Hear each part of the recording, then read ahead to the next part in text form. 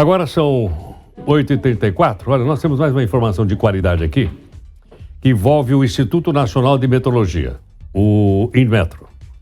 O que ele fez? Ele acaba de atualizar aqui a lista do consumo de combustível de veículos comercializados no Brasil.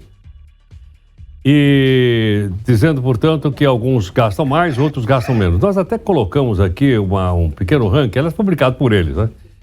Dizendo quais são aqueles que gastam mais ou gastam menos. Nós pedimos, então, ao professor Antônio Jorge, que é coordenador dos cursos automotivos da Fundação Getúlio Vargas, para conversar um pouco conosco. Professor, muito obrigado aqui por atender o Jornal Nova Brasil.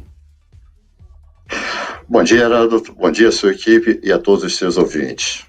Professor, esses carros mais econômicos geralmente são chamados de 1.0, é isso? Na realidade, Heraldo, o que acontece, né? Os mais econômicos, eles têm motor 1.0, mas a potência dos motores 1.0, né, é muito maior do que aquela que se tinha no passado. Então, a imagem, né, que até então existia acerca dos motores 1.0 está deixando de existir, até porque hoje já temos motores 1.0 turbinados, e com isso, de uma forma geral, né, uma potência bastante elevada, capaz de atender aos anseios da população como um todo, naquilo que realmente requer, né? Agora, professor, quando a pessoa compra carro, no passado a gente queria saber quantos quilômetros o carro fazia por 1 litro. Segundo essa pesquisa aqui do Inmetro, o carro da Renault mais pequenininho faz 15 quilômetros e 300 metros na cidade. É muito, é pouco, é bom, como é que é? Nós estamos numa fase de mutação, Heródoto.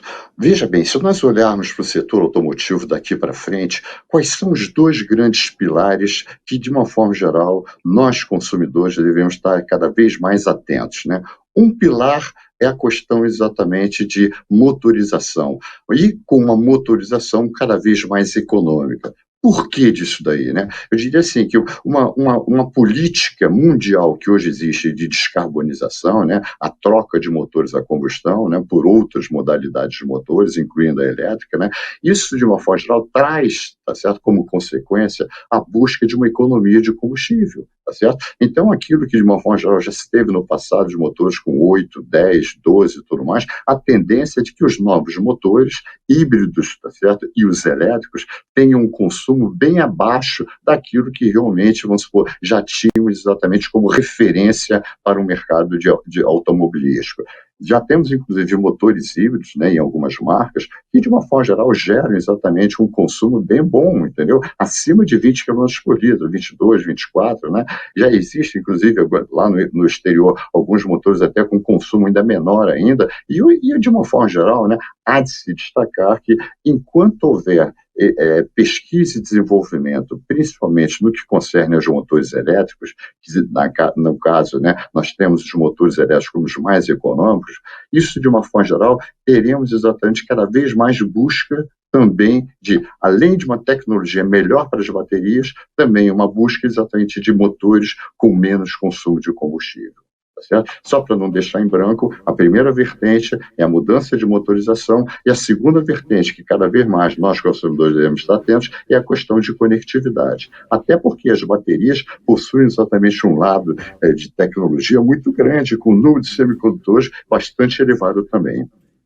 Então, são os dois pilares que cada vez mais devemos estar atentos dentro do setor automobilístico. A questão de motorização e até redução de consumo, e a questão de conectividade, até para chegarmos aos carros autônomos. Professor, nessa lista divulgada aqui pela Inmetro, disse que o primeiro foi o carro da Renault. Segundo a lista aqui, é o Onix da GM.